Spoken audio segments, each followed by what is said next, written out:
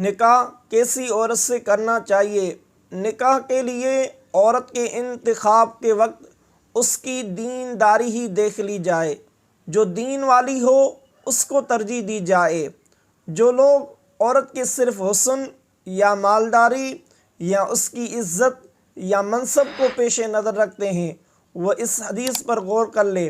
حضرت انس رضی اللہ تعالی عنہ سے روایت ہے، رسول اکرم صلی اللہ تعالی علیہ وآلہ وسلم نے ارشاد فرمایا، جو کسی عورت سے اس کی عزت کے سبب نکاح کرے اللہ تعالیٰ اس کی ذلت میں زیادتی کرے گا، اور جو کسی عورت سے اس کے مال کی وجہ سے نکاح کرے اللہ تعالیٰ اس کی محتاجی بڑھائے گا، اور جو کسی عورت سے اس کے حسب یعنی خاندانی مرتبے کے سبب نکاح کرے اللہ تعالیٰ اس کے کمینہ پن میں زیادتی کرے گا۔